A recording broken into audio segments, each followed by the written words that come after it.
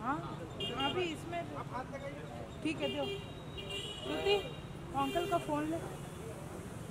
We Shyam सुंदर ಅವರಿಗೆ we Shyam सुंदर ಅವರಿಗೆ वी श्याम सुंदर ಅವರಿಗೆ वी श्याम सुंदर ಅವರಿಗೆ वी श्याम सुंदर ಅವರಿಗೆ ಡೆಕ್ಕನೇಶ್ವರ್ वी श्याम सुंदर ಅವರಿಗೆ ಡೆಕ್ಕನೇಶ್ವರ್ वी श्याम सुंदर ಅವರಿಗೆ ಜಯವಾಗಲಿ।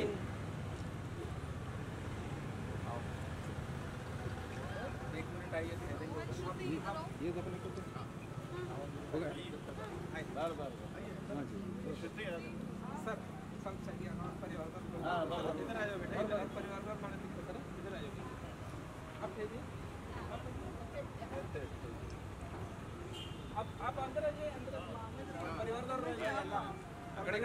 ಸೌಂಡ್ ಒಂದು ಗ್ರೂಪ್ ಆಗಲ್ಲ ಅವ್ರದ್ದು, ಗಲ್ಲಿದವ್ರ ಸೌಂಡ್ ಒಂದು ಗ್ರೂಪ್ ಆಗಲ್ಲ ಅವ್ರದ್ದು।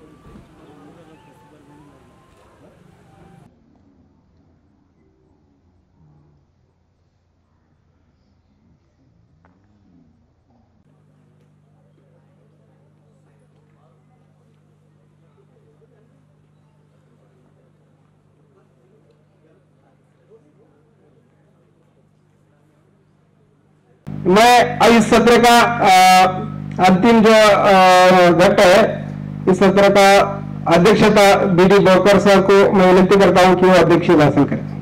उपस्थित भाई और बहनों, 6 बज रहे हैं और आप 11 बजे से यहाँ बैठे हैं, तो मैं समझ सकता हूँ कि आप बहुत लंबा स्पीच सुनने के मूड में नहीं हो, और मुझे भी जाना है क्योंकि मेरी सिकंदराबाद से ट्रेन है 11 बजे और यहाँ से मेरा कह रहे 3 घंटे लगते हैं, तो आधा घंटे का पौने घंटे का गैप भी रखना चाहिए। तो मैंने नहीं तो सोचा था कि 1 घंटा बोलूँ, तो अभी 1 घंटा तो वैसे मुझे मिल रहा है, तो I will speak for an hour. सबसे पहले मैं श्याम सुंदर जी को उनके 112वीं जयंती के ऊपर विनम्र अभिवादन करता हूं, और उनके इस जयंती के अवसर पर आप सभी को शुभकामनाएं देता हूं। सभी महापुरुषों को विनम्र अभिवादन करता हूं, और डायस पे जो मेरे कुलीग्स बैठे हुए हैं वो और आप सभी साथियों, मैं 3 मुद्दे लेके इस फंक्शन में, इस एनिवर्सरी के फंक्शन में मैं बोलना चाहता हूं। पहला मुद्दा है कि बी श्याम सुंदर जी का जो कार्य है उसके बारे में कुछ बोलना चाहता हूं मैं, जिसके बारे में मुझे बिल्कुल जानकारी नहीं थी। मुझे यहाँ आके मैंने मांगा कि भाई कुछ लिटरेचर उनका मुझे दीजिए। वो छोटी जो बुकलेट माले साहब ने यहाँ आपको दिखाई, वो बुकलेट मैंने पढ़ी। दूसरा पॉइंट मैं जो बोलना चाहता हूँ कि भाई ये मूल भारतीय और ये मूल निवासी, इसका डेवलपमेंट और इसकी अंडरस्टैंडिंग ये कैसी होना जरूरी है। और हमारे समाज के जो बेसिक पॉइंट में जिसके ऊपर बोलना चाहता हूं वो ये है कि अल्टीमेटली हमारी समस्या क्या है, और भारत के संविधान के माध्यम से हम अपनी समस्याओं को कैसे हल कर सकते हैं। मतलब that is the basic point है हमारा, कि अल्टीमेटली हम लोग यहाँ इकट्ठा आए हैं, हमारी जो समस्या है उन समस्याओं को हल करना है, और वो समस्याओं को भारत के संविधान के अंदर जो हमें राइट्स मिले हुए हैं उस राइट्स को हासिल करना है। ये कैसे हो सकता है, और मूल भारतीय पहचान के तहत कैसे हो सकता है, मतलब ये मूल भारतीय पहचान से निकल के लास्ट तक का जो प्रयास है मेरा समझाने का, ये मेरा बेसिक पॉइंट रहेगा। और तीसरा मुद्दा जो है जिसके ऊपर मैं बात करना चाहता हूं कि जो हमारे इंटरनल समस्याएं है, इंटरनल समस्याओं से मेरा मतलब जो है कि हमारे समाज की इंटरनल समस्या है। स्पेशली एक समस्या, मतलब जहां भी मैं जाता हूं तो समाज के लोग ये बोलते हैं कि भाई इतने संगठन बना के क्यों रखे, आप लोग इकट्ठा क्यों नहीं आ जाते। ये और कई लोगों ने मुझे इसका जिक्र किया। तो पहला जो पॉइंट है वो ये है कि मैं शुक्रगुजार हूं, मुझे ये पता नहीं था, मतलब मैं ऑनेस्ट हूं इस मामले में कि 1968 में ही बी श्याम सुंदर जी ने हमारे समाज को एड्रेस करने के लिए, हमारे समाज की पहचान जो है इसके बारे में उन्होंने जिक्र किया है कि हम इस देश के मूल भारतीय है, जो बामसेफ और उनके जो ऑफशूट ऑर्गेनाइजेशन है उसके माध्यम से हम इसे राष्ट्रीय स्तर पर मूल निवासी कहते हैं। लेकिन उन्होंने 1968 में ये काम किया। वो तो 1968 का मैं पढ़ा, वो जितना एनीवे हाँ अच्छा, तो anyway I am sorry if it is, क्योंकि मैं पूरा उनका जो वो किताब पढ़ा उसमें जो जितना मिला, अभी मैं पढ़ूंगा वो सब, but if it is good I stand corrected. अगर ये 1942 में उन्होंने किया तो ये और अच्छी बात है, लेकिन जब हम मूल भारतीय की बात अगर वो 1942 में कर रहे हैं तो ये बात ये बिदर और ये गुलबर्गा के बाहर क्यों नहीं गई, ये एक इश्यू है, ये एक इश्यू है, वो क्यों नहीं गई। दूसरी बात, उन्होंने अपने आंदोलन को एक्सपैंड किया, जैसे मकसूद साहब ने कहा कि 1948 के बाद उन्होंने अपनी आंदोलन को ऑल इंडिया की तरफ लेके गए, और जब वो ऑल इंडिया लेके गए तब भी जो 1968 का जो उनका जिक्र होता है उसमें इसका जिक्र नहीं है। उन्होंने बैकवर्ड क्लासेस और माइनॉरिटीज इनका लखनऊ में इकट्ठा आकर कार्यक्रम किया, ये तो इंफॉर्मेशन मिलती है, लेकिन ये मूल भारतीय की बात जो है वो उस वक्त वहां उसको जिक्र नहीं मिलता। आई स्टैंड करेक्टेड अगर ऐसा किया हो तो, क्योंकि मैं पूरा पढ़ा नहीं, मैं वो लिटरेचर पूरा पढ़ूंगा। तो साथियों, उन्होंने अपना जो काम किया ये एक बुनियादी काम है। क्यों मैं इसको बुनियादी काम कह रहा हूं कि बामसेफ के साथियों ने कांशीराम जी के समय में नहीं, कांशीराम जी जाने के बाद और हम कांशीराम जी से अलग होने के बाद मूल निवासी पहचान को हमने इंडिपेंडेंटली डेवलप किया, और इसके लिए मुझे आंध्रा में हमारे साथी है डॉक्टर सत्यपाल। डॉक्टर सत्यपाल ने मुझे इतना बड़ा एक किताब दिया, मैंने पढ़ा, और उस किताब में 1905 में हमारे लोगों ने हमारे लिए जो पहचान का इस्तेमाल किया है वो मूल निवासी, we are the aborigines of this land, ये बात 1905 के दरमियान हमारे जो पुरखे थे उस वक्त, आदि आंध्रा मूवमेंट, हाँ आदि आंध्रा तो ये बाद में हुई, लेकिन ओवरऑल टोटलिटी में मैं ये बोल रहा हूं कि हम ये आंध्रा के पहले के लोग, जैसे आदि आंध्रा, आदि द्रविड़ा, आदि कन्नड़ा जो भी है, तो बेसिकली ये हम लोग यहाँ के ओरिजिनल इनहेबिटेंट्स है। इस बात को 1905 में उस किताब में मुझे मिला, और जैसे 1942 में बी श्याम सुंदर जी ने ये काम किया, और उसके आगे फिर ये गैप नजर आती है, और 1992 से हम लोगों ने, बामसेफ के लोगों ने इसको मूल निवासी हम हैं और मूल निवासी नाम से हम इसका प्रचार प्रसार और इसके संगठन बनाना शुरू किया। तो साथियों, जो दूसरी बात जो मैं बताना चाहता हूं, इसका विस्तार मैं दूसरे सब्जेक्ट में करूंगा, जो उन्होंने जो काम किया है, तो आप ये देखेंगे कि दो महत्वपूर्ण बातें उस किताब से मुझे मिली। एक सेपरेट इलेक्ट्रेट की बात उसमें से मुझे मिली, और एक सेपरेट सेटलमेंट की बात उनकी किताब से मिली। अब ये दोनों बातें जो है 1932 में जो बाबा साहब की जो मूवमेंट है उसमें सेपरेट इलेक्ट्रेट की डिमांड बाबा साहब ने की, और बाबा साहब ने वो सेपरेट इलेक्ट्रेट का, मेरा ख्याल है मैं पूरा इतिहास नहीं बताना चाहूंगा, आप लोग पढ़े हैं क्योंकि उसके डिटेल में जाऊंगा तो बहुत ज्यादा समय लगेगा। तो वो बात उन्होंने आगे अपने आंदोलन में रखी है, सेपरेट इलेक्ट्रेट की बात उन्होंने रखी है। और मेरा ख्याल है 1968 का जो उनका ये डॉक्यूमेंट है भीमसेना का मैनिफेस्टो, उसमें भी सेपरेट इलेक्ट्रेट की बात कही है। फिर उन बाबा साहब ने जो शेड्यूल कास्ट फेडरेशन जो है, क्योंकि वो 1942 में शेड्यूल कास्ट फेडरेशन बना, पहले वो ऑल इंडिया डिप्रेस्ड क्लासेस था, ऑल इंडिया डिप्रेस्ड क्लासेस का उन्होंने शेड्यूल कास्ट फेडरेशन बनाया। और शेड्यूल कास्ट फेडरेशन बनाने के बाद 1944 में चेन्नई में बाबा साहब ने शेड्यूल कास्ट फेडरेशन की वर्किंग कमेटी की मीटिंग बुलाई। अब उस वर्किंग कमेटी के मीटिंग में बाबा साहब ने, क्योंकि सेपरेट इलेक्ट्रेट्स की जो बाबा साहब की डिमांड थी वो काउंटर की गई कांग्रेस की तरफ, उसका भी इतिहास है लेकिन उसके डिटेल में मैं नहीं जाऊंगा।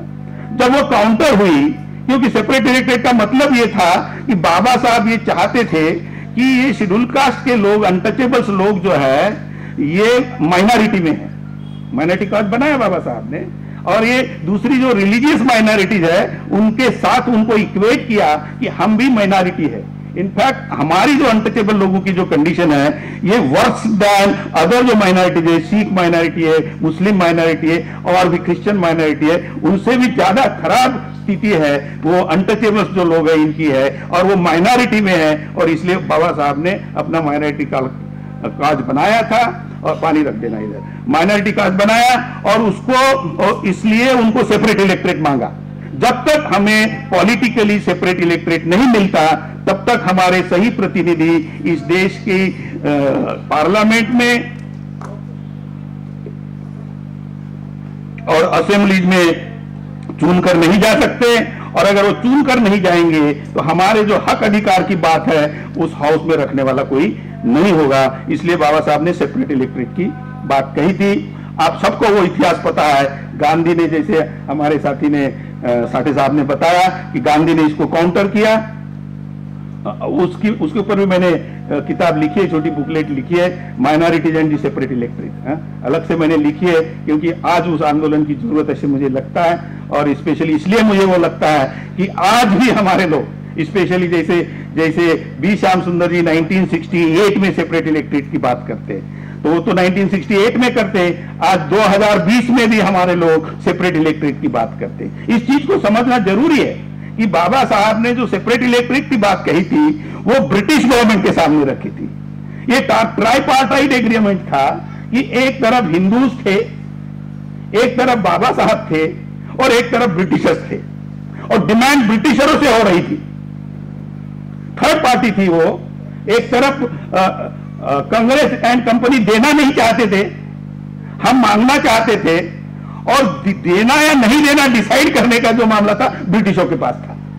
तो इसलिए बाबा साहब ने वो डिमांड रखी ब्रिटिशों के सामने, लेकिन गांधी ने उसका सत्यानाश किया और वो सेपरेट इलेक्ट्रेट चला गया।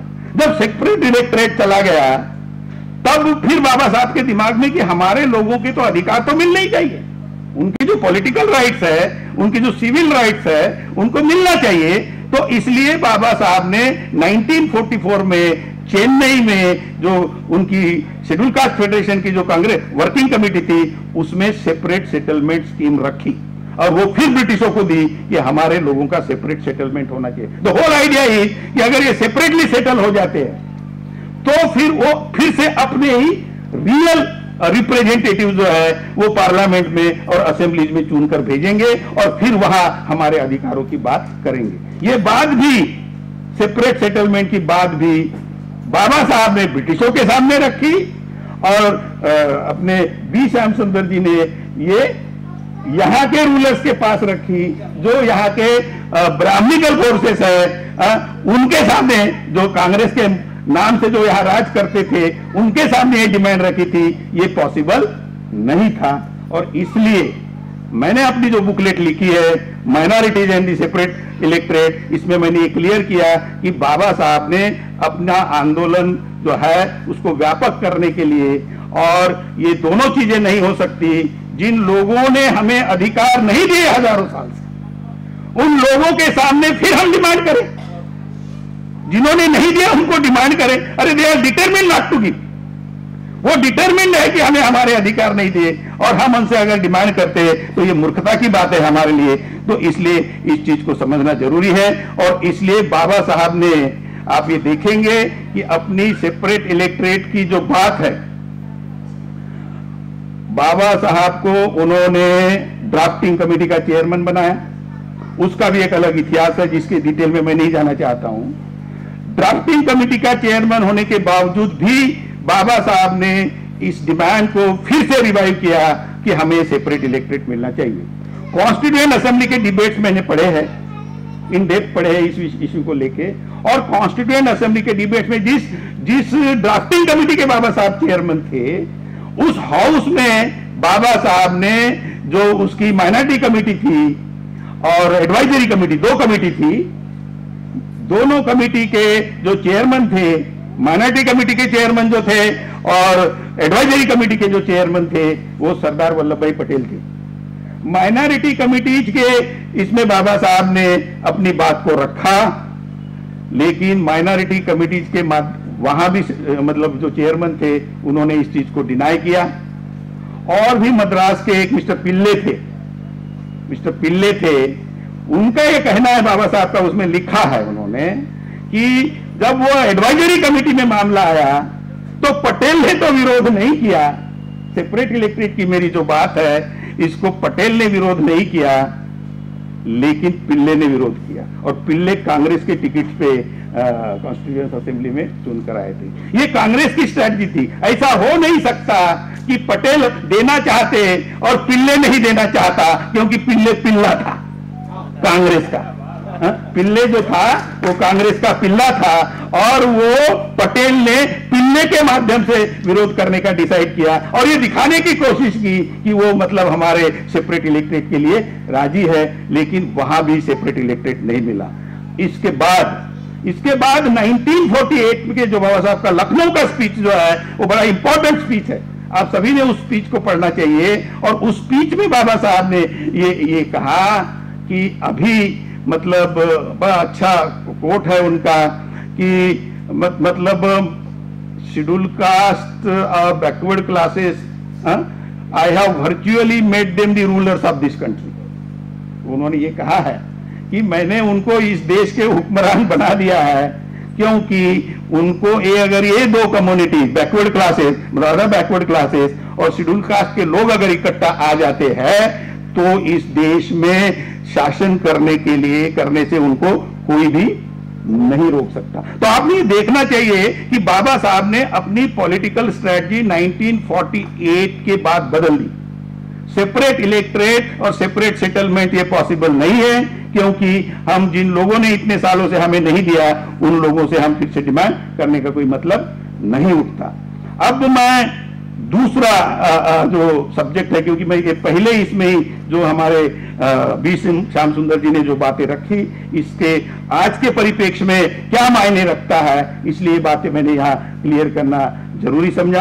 अभी मैं जो मेन मुद्दा है जिसके बारे में मैं आपको बताना चाहता हूं कि आफ्टर हम है कौन, हम कौन लोग हैं, हमें यही पता नहीं कि हम कौन है। क्या हम वो है जो दूसरे लोग हमें बोलते हैं? क्या हम अनटचेबल हैं? क्या हम खुद होके अनटचेबल बने?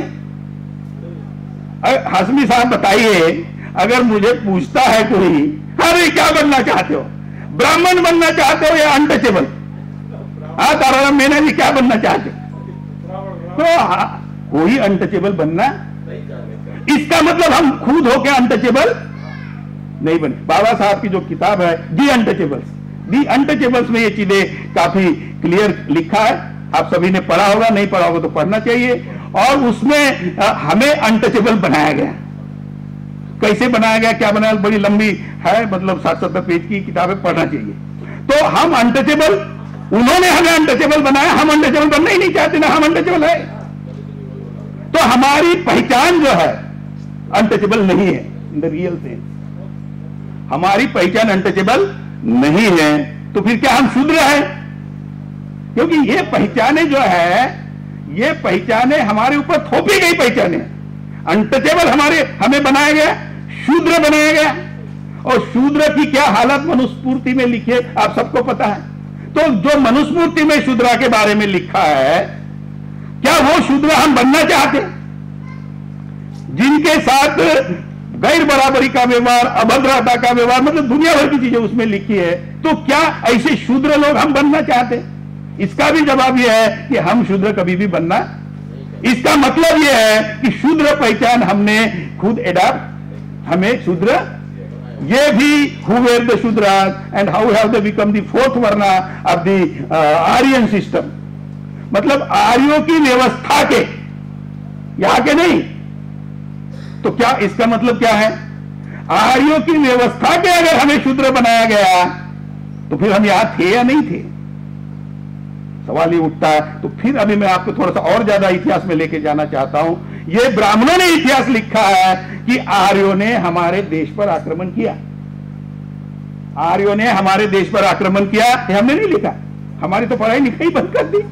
तो ये उन्होंने कहा, उन्होंने हमारे देश पर आक्रमण किया, आक्रमण करके ये इतिहास है, वो जीते और हम हारे। हारने का भी एक इतिहास है, क्योंकि उनके पास घोड़ा था, हमारे पास हमारी जो फोर्सेस थी, हम पैदल लड़ते थे।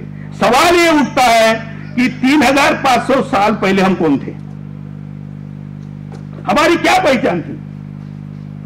यह हमारी पहचान ही नहीं थी। मुझे नहीं पता, मैं हिस्टोरियन नहीं हूं, मैं रिसर्च स्कॉलर भी नहीं हूं, मैं तो केमिस्ट्री का स्टूडेंट हूं। हाँ?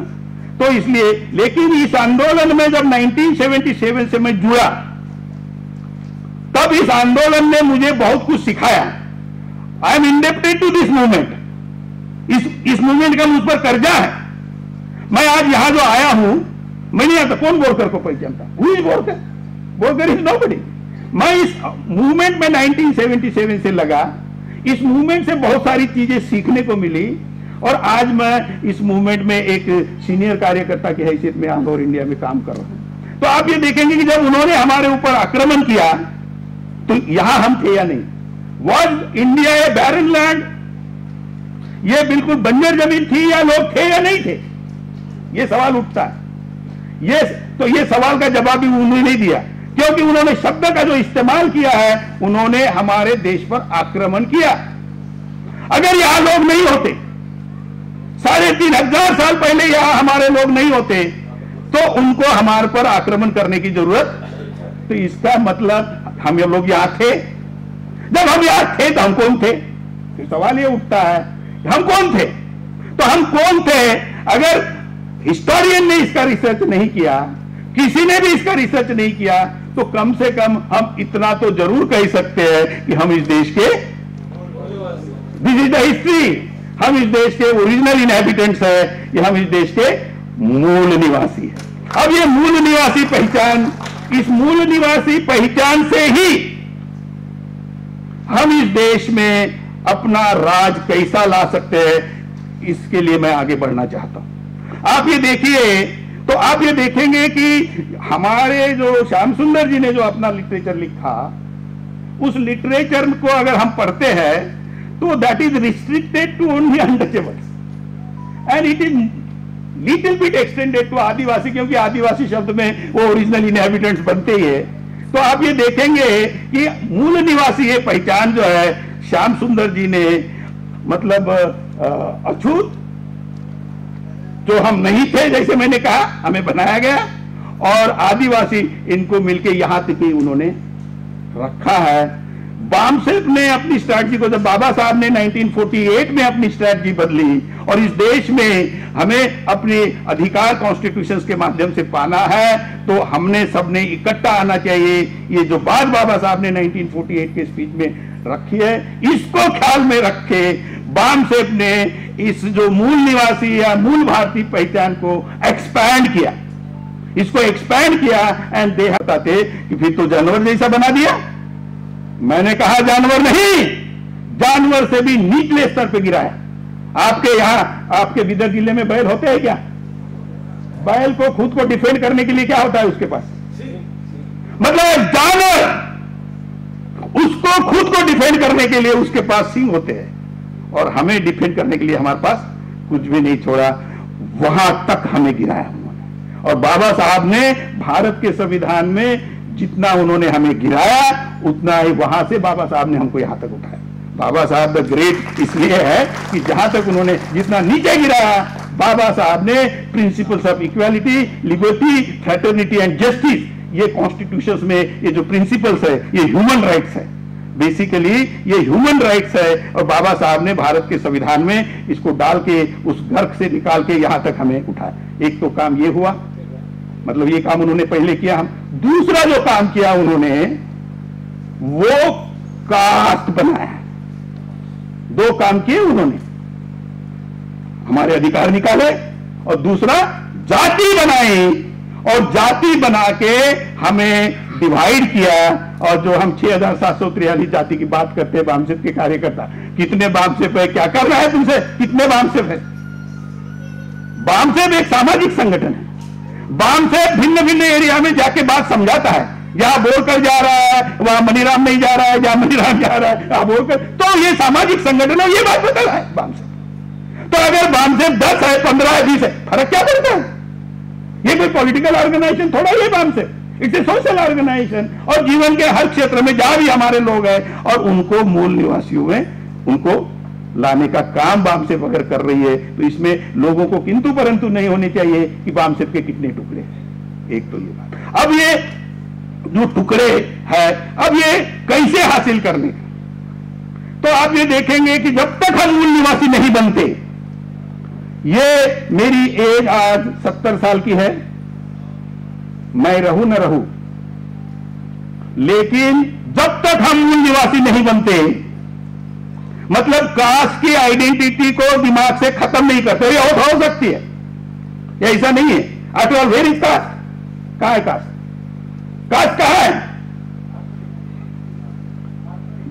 काल्पनिक psychological state of mind, Baba Saheb ने इसको लिखा है। Caste is a psychological state of mind है, ये मानसिक स्थिति है। ये कैसी बनी? ये कहां है? कास्ट को डिस्ट्रॉय करना है, कास्ट को डिस्ट्रॉय करना है। अगर ये साइकोलॉजिकल स्टेट ऑफ माइंड है तो वहां कैसे गई है? ये थी नहीं, तो ये गई कैसे वहां? कहां से गई? कौन बताएगा आप में से? आप सब पढ़े लिखे लोग हो, ग्रेजुएट, पोस्ट ग्रेजुएट, डॉक्टरेट हो, कहां से गई? मैंने कहीं जगह पूछा कि भाई कहां से गई कास्ट? अगर आप बोल रहे साइकोलॉजिकल स्टेट ऑफ माइंड है तो वहां कहां से गई? ये हमारे सेंसरी ऑर्गन से गई, जो हमको 4वीं 5वीं कक्षा में ही पढ़ाते हैं सेंसरी ऑर्गन। ये सेंसरी ऑर्गन से गई, ये कान से गई, ये आंख से गई। आंख से तो हमको पढ़ने का भी अधिकार नहीं था, जैसे मैंने बताया, लेकिन ये कान से गई। वो पढ़ते थे और बताते थे तू शूद्र है, तू इस जाति का है और ये हम इधर जाति है, तूने ये करना चाहिए, तूने ये नहीं करना, वगैरह वगैरह। तो अगर इसको खत्म करना है तो आपको इसकी, अगर कैंसर हुआ है किसी व्यक्ति को, अगर उसको कैंसर हुआ है और उसको कैंसर की जब तक दवाई नहीं मिलती वो कैंसर पीड़ित दुरुस्त, तो अगर हम जात से परेशान, और बाबा साहब ने कहा जिधर भी जाओगे, जहां भी जाओगे, you will face this monster. Baba Saheb के इसमें लिखा है ये ग्रंथों में कि जहां भी जाओगे, जिधर भी जाओगे, जिस दिशा में जाओगे, you will face the monster of caste. जाति का मॉन्स्टर्स को क्या कहते हैं, भूत या जो भी कहोगे, वो आप फेस करोगे। तो इसलिए इसको खत्म करना होगा, ये बाबा साहब ने कहा। अब इसको कैसे खत्म करना? तो कास्ट अगर एक आइडेंटिटी है, कास्ट एक आइडेंटिटी है, तो आपको अल्टरनेटिव आइडेंटिटी से ही इसको खत्म कर सकते हैं। और मूल निवासी आइडेंटिटी जो है ये अल्टरनेटिव आइडेंटिटी है। इसलिए यहाँ के जिनको उन्होंने शेड्यूल, हम खुद के शेड्यूल कास्ट भी नहीं बने, शेड्यूल कास्ट नाम की कोई कास्ट नहीं है, it is a schedule of the untouchables. फिर अनटचेबल्स, शेड्यूल कास्ट नाम की कोई कास्ट नहीं है, ये शेड्यूल अनटचेबल्स का है। शेड्यूल ट्राइब नाम की ट्राइब, वो फिर शेड्यूल है, मतलब जाति व्यवस्था बनाए रखने का कार्यक्रम है शेड्यूल कास्ट। शेड्यूल कास्ट जाति व्यवस्था बनाए रखने का कार्यक्रम है, क्योंकि शेड्यूल कास्ट नाम की कास्ट नहीं है। तो आप ये देखेंगे कि इसको खत्म करने के लिए जब तक हम मूल निवासी पहचान पर काम नहीं कर सकते, नहीं करते। अब ये कठिन काम है, ये इतना आसान काम नहीं है, क्योंकि जो साइकोलॉजी है, जो मानसिक स्थिति है, वो मानसिक स्थिति बदलने का काम है। उन्होंने बाय फोर्स किया, उन्होंने ये काम बाय फोर्स किया। पूछा, हमारी जब हार हुई तो पूछा कौन है तू, पूछा हमारे लोगों को, कमांडर पूछते हैं इधर के कमांडर को, हाँ कौन है, बोला जी हम तो यही गए मूल निवासी। अच्छा, बोला इसको पीछे वाले कमरे में लेके जाओ और इसको अच्छी से समझाओ ये कौन है। तो वो पीछे वाले कमरे में लेके गए और उसको अच्छी से समझाया। अच्छी से समझाने के बाद वापस लाया, बोला कौन है तू, बोले आप जो बोलेंगे वो। तो बोल डाले चमार है, बोल चमार है, बोल मार है, बोल ढेर है, बोल ढोर है, जब तक बोल तेली है। मतलब जितने भी जातियां ऐसा बोल के उन्होंने हमें ये बाय फोर्स कर दिया। बाबा साहब ने ये लिबरेट किया हमें। आज मैं बोल रहा हूं, उस वक्त नहीं बोल सकता था, उसकी संविधान में मैं ये नहीं बोल सकता था, लेकिन बाबा साहब की संविधान में मैं ये बोल सकता हूं। तो आप ये देखेंगे कि बाबा साहब ने जो लिबर्टी जो है, प्रिंसिपल्स ऑफ लिबर्टी है, जो बाबा साहब ने संविधान में डाला, जिसकी वजह से आज हम बोल सकते हैं। సమాంతర భారత్ టీవీని సబ్స్క్రైబ్ చేసుకోండి. మరిన్ని అప్డేట్స్ కోసం పక్కనున్న గంట నొక్కండి.